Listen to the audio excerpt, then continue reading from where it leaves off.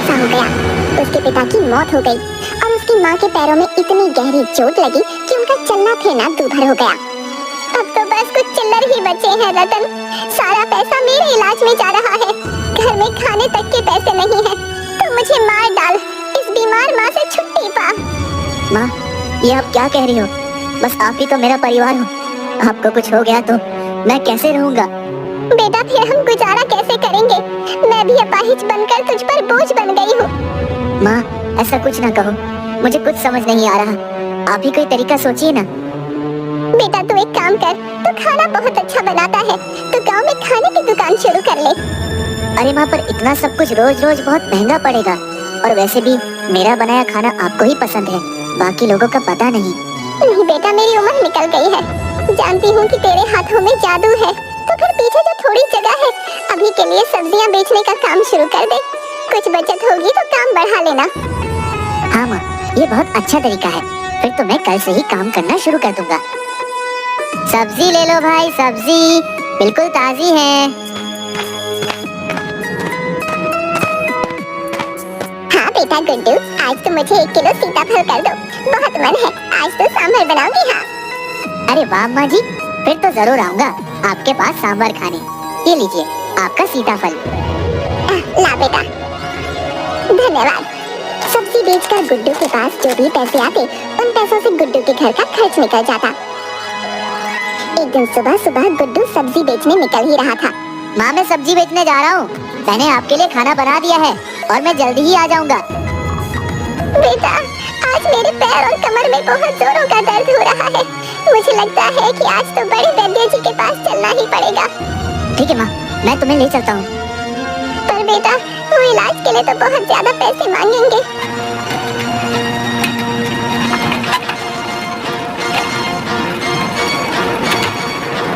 गुड्डू बिमला को बड़े वैद्य के पास ले जाता है और वो इलाज शुरू करने के लिए 2500 रुपए मांगते हैं।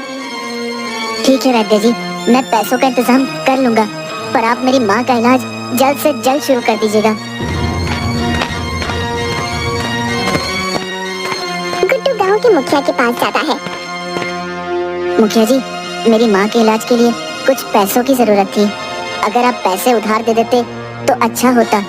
पुराने कर्ज तो तुमने चुकाए नहीं, अब और पैसे मांगने आ गए। मैं कोई पैसे नहीं दूंगा, और तुमने 1 महीने में पुराने कर्ज नहीं चुकाए तो तुम्हें अपना घर देना होगा।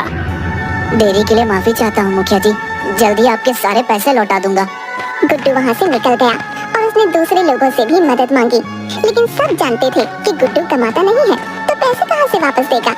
इसलिए किसी ने उसकी मदद नहीं की। माँ, मैं किसी काम का नहीं हूँ। मैं तेरे इलाज के लिए पैसे भी चुकता नहीं कर पाया। मुझे जीने का कोई हक नहीं है। नहीं बेटा, मेरे लिए पैसों से ज्यादा कीमती है तू। उस दिन गांव में ढिंढोरा पीटा जाता है। सुनो सुनो गांव वालों सुनो, राजा ने अपने खास रसोइयों के लिए एक प्रतियोगिता का आयोजन किया है, जो कि कल से ही आरंभ होगी। जो कोई भी उस प्रतियोगिता में विजेता होगा, उसे राजा का खास रसोइया बनाया जाएगा, और साथ ही 5000 रुपए इनाम में भी दिए जाएंगे। गुड्डू पास में सब्जी बेच रहा था। प्रतियोगिता वाली बात सुनकर वो खुशी से फूला नहीं समा रहा था। अरे वाह, अगर मैं इस प्रतियोगिता में भाग ले लूं तो माँ का इलाज करवा सकता हूँ, और फिर राजा का रसोई बनना भी कोई छोटी बात नहीं है। माँ, माँ, एक खुशखबरी है। कल से राज्य में राजा के खास रसोई के लिए एक प्रतियोगिता का आयोजन किया है। उसमें जीतने वाले को 5000 रुपए इनाम और राजा का खास रसोई भी बनाया जाएगा। मैं इस प्रतियोगिता में भाग लूंगा और फिर हम अच्छे से आपका पैर का इलाज करा सकेंगे। फिर गुड्डू पड़ोसियों को अपनी माँ की देखभाल का बोलकर प्रतियोगिता के लिए निकल जाता है।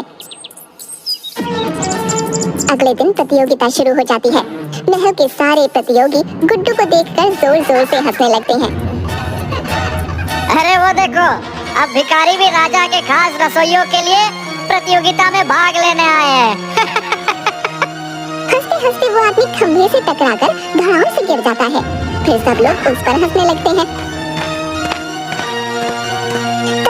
राजा आ जाता है और प्रतियोगिता शुरू हो जाती है। फिर सारे प्रतियोगी खाना बनाना शुरू कर देते हैं। सभी प्रतियोगी बहुत अच्छा खाना बनाते हैं और खाने की खुशबू सूंघकर राजा फिर से वहाँ पर आ जाता है। खुशबू, ये खुशबू सूंघकर तो मुझे और भी ज्यादा भूख लगने लगी है। अगर आप सबका खाना बन गया तो जल्दी जल्दी मेरे सामने पेश करो, मेरी भूख बढ़ती ही जा रही है। फिर सब लोग अपना अपना बनाया हुआ भोजन राजा के सामने पेश करते हैं। अरे वाह, इतना स्वादिष्ट खाना! इस खाने को चखकर तो मुझे मेरी माँ के हाथ के बने हुए खाने की याद आ गई है। पर महाराज, इसमें आपको नमक थोड़ा कम नहीं लग रहा क्या? नहीं मंत्री जी, मुझे तो सब सही लग रहा है। हो सकता है कि आपको नमक ज्यादा चाहिए। एक काम करो, मंत्री जी की सब्जी में थोड़ा नमक और मिला दो। गुड्डू मंत्री की सब्जी में और नमक डाल देता है और खाना बहुत बेस्वाद हो जाता है। अरे मंत्री जी, आप इतना धीरे धीरे क्यों खा रहे हो? और ये पूरा खाना खत्म करना, क्योंकि आपको तो पता ही है मुझे अन्न का अपमान करना बिल्कुल भी पसंद नहीं है। मंत्री को फिर जबरदस्ती पूरा खाना खत्म करना पड़ता है। फिर राजा भोजन चखकर जिसने अच्छा भोजन बनाया होता है सिर्फ उसे ही प्रतियोगिता में आगे बढ़ने के लिए कहता है और बाकियों को वहाँ से निकाल देता है। मंत्री जी, मैं बाकी सबसे तो निपट लूंगा, लेकिन ये जो भिखारी है इसे कैसे निपटाऊं? तुम फिक्र मत करो, इसको तो हम डरा धमका कर यहाँ से भगा देंगे। ए भिखारी! जी मंत्री जी। चल निकल जा यहाँ से और वापस दिखाई भी मत पड़ना, और इस प्रतियोगिता से अपना नाम भी वापस ले ले। नहीं सरकार, मैं अपना नाम वापस नहीं ले सकता। मुझे प्रतियोगिता के पैसे से अपनी माँ का इलाज करवाना है। तो मुझे बता कि तुझे कितने पैसे चाहिए, मैं तुझे माला माल कर दूंगा, पर इस प्रतियोगिता से अपना नाम वापस ले ले। नहीं सरकार, मैं अपनी माँ से वादा करके आया हूँ और मुझे मुफ्त के पैसे नहीं चाहिए। अब तो चाहे जो हो जाए, मैं अपना नाम वापस नहीं लूंगा। मंत्री ये बात जाकर हरिया को बताता है।